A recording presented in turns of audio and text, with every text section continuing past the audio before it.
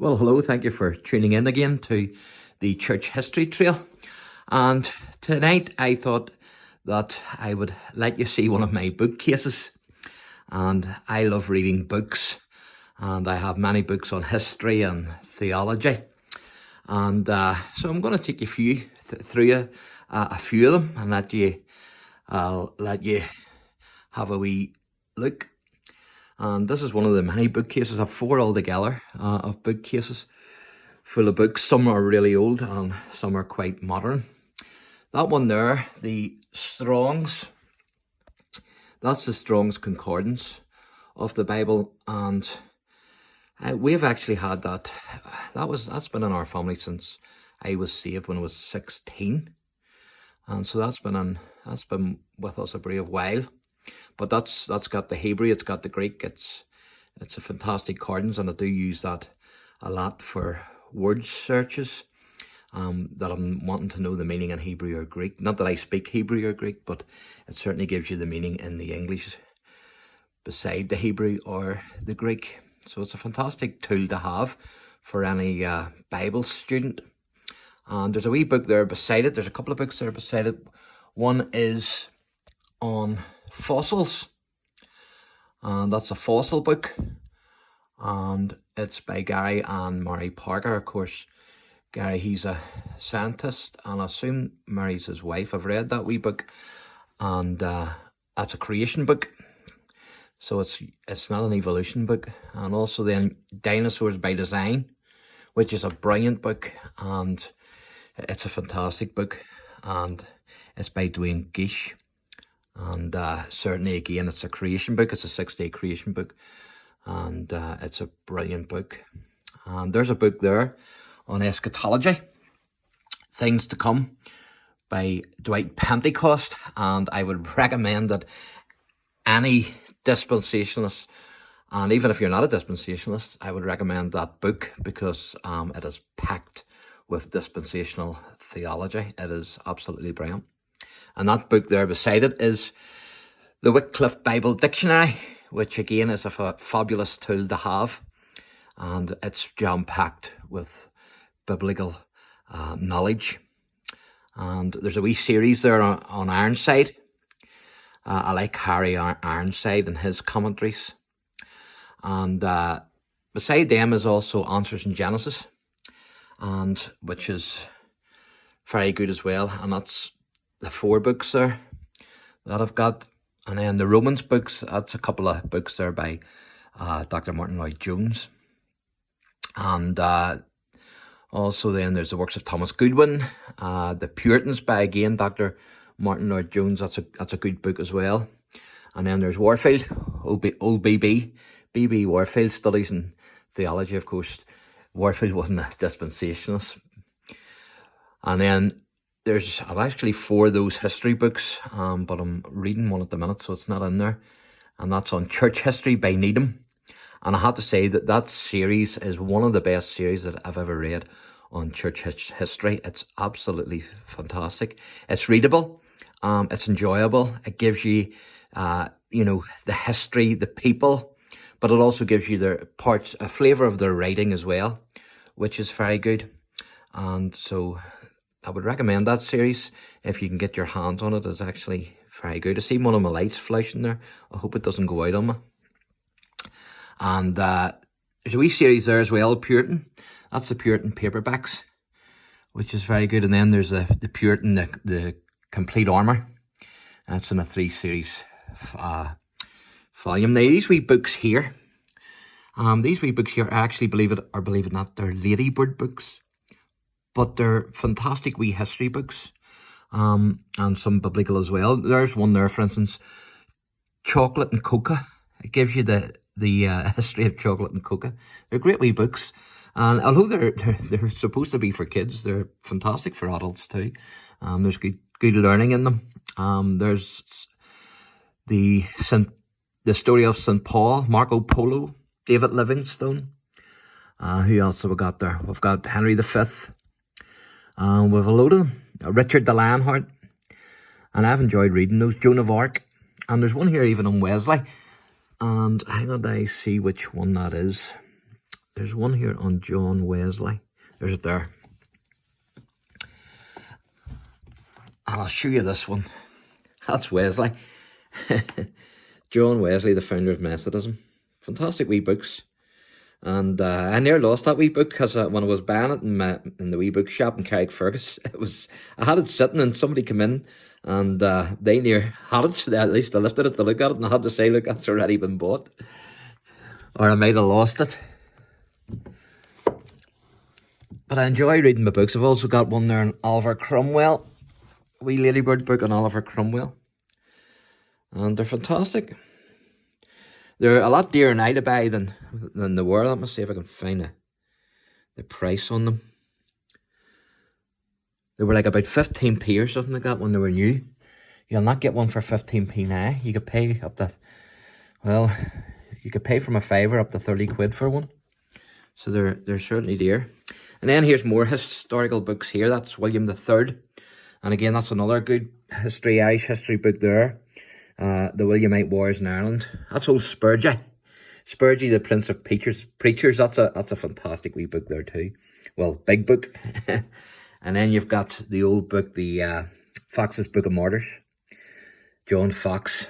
And you've also got there Mary Tudor, who was the Scottish Queen. The English Queen. Henry's daughter.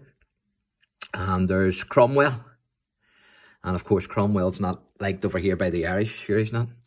He in his sieges, of course, and I know that they didn't spare people in those days if they didn't surrender, but he certainly in his sieges he slaughtered people. There's no doubt about it.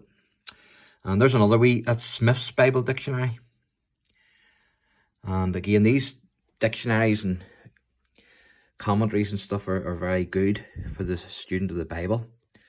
And that's the history of Ireland and Irish castles, those two wee books. And there's one there on George Jeffreys. That's George Jeffreys. That's Principal George Jeffreys, who was the founder of, at least one of the founders of the Elam movement. And he was used mightily back in the day. And that one there's Healing Rays. And my mum was actually saved through his ministry. He was preaching in the Ulster Hall. And my mum went to hear him. She was 14. If I remember rightly, and she went to hear him. And when I say remember rightly, I don't remember it now, it was my mum told me.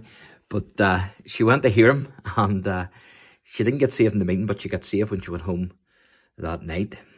And so that was fantastic that the Lord used George in the salvation of my mum through his preaching. And there's one there in the Roman Empire by Vine.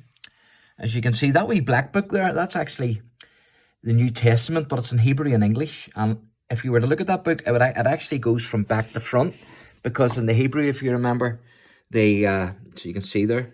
So instead of the title, but on what we would call the front, it's on the back. But in the Hebrew, that actually is the front. Now, that wee blue book there, that's actually by Bullinger. That's the Foundations of Dispensational Truth. The only thing you have to watch out with Bullinger is that he was an ultra-dispensationalist. So he actually believed, if I remember rightly, that the church didn't start proper until Acts 28, where I certainly believe that the church started in Acts chapter 2. But so you have to watch out a wee bit with Bullinger, you know, because he does, but he's an ultra-dispensationalist, of course. And who else do I have here? There's one there, that's William Kelly. That's not an original now, I wish it was, but it's not. The Epistles of Peter. And Billy Kelly was a fantastic theologian. He was a brethren, and he was mighty in the scriptures. And there's one there, The Revelation of Jesus Christ, and that's actually by Baines, T.B. Baines. That book's actually 1879. That Revelation one there of Jesus Christ, if you can see it. That's actually 1879. And this one here's an interesting wee book too, because this is a New Testament, but it's the parallel New Testament. It's got the 1611 edition and also the 1881 edition, the King James. But this wee book itself was printed in 1882, so it's a brave age of a wee book. Just the year after the new translation, the revised version of the King James.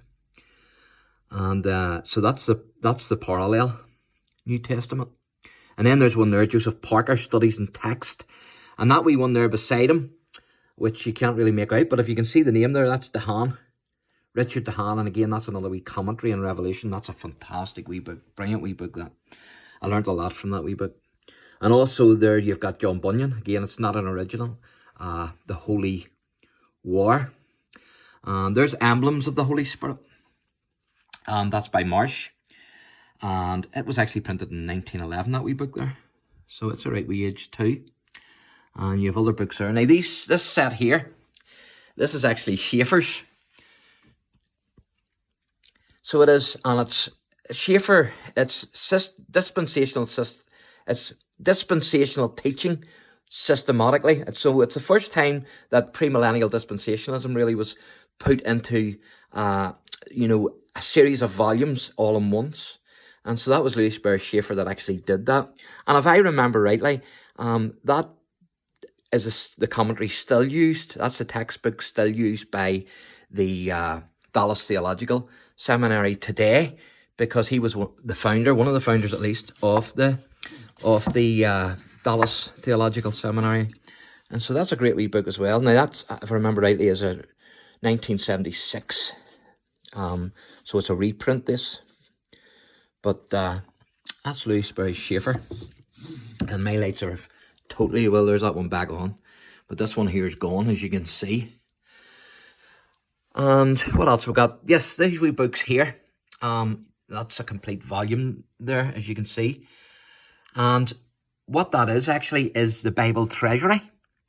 And it was it was a magazine of the Brethren movement. And so you've got big hitters in there like John Nelson Darby, Billy Kelly, and Ingram, other ones, who wrote for the magazine.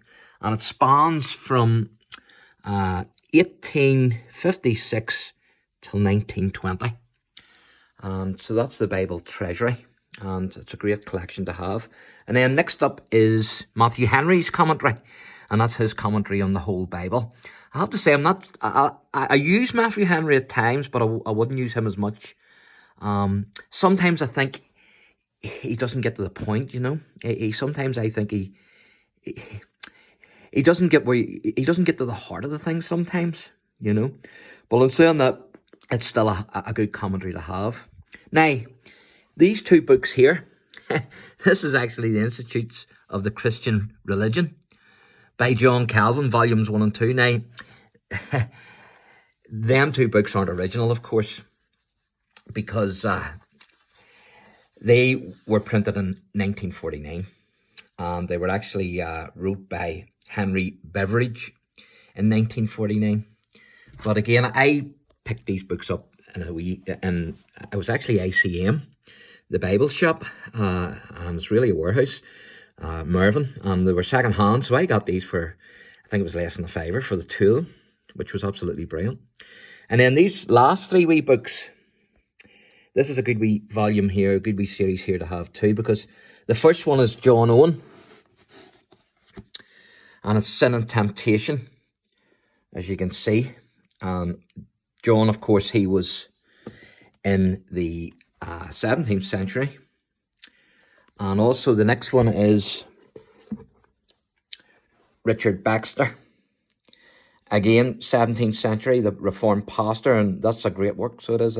That gets a good review, But he actually was during the Stuart time, James II and William. He died just, I think, before William III took the throne. And John Owen there in the last book, he actually lived through the Civil War in England during the early part of the 17th century. And then there's William Wilberforce, and that's Real Christianity. So that's a great wee series to have. And of course, William Wilberforce was used mightily for getting slavery banned in the Empire, in the British Empire. The Lord definitely used William Wilberforce, and he helped to get slavery banned. So that's my library, and I've been near 15 minutes taking you through those books. But I hope you've enjoyed it. If you enjoy your books, then I hope you've enjoyed this wee tour of one of my libraries anyway. And keep reading the most important book, which is the Bible. And as you can see, the Bible is centre in my book collection. And so keep reading the most important book, which is the Bible. God bless.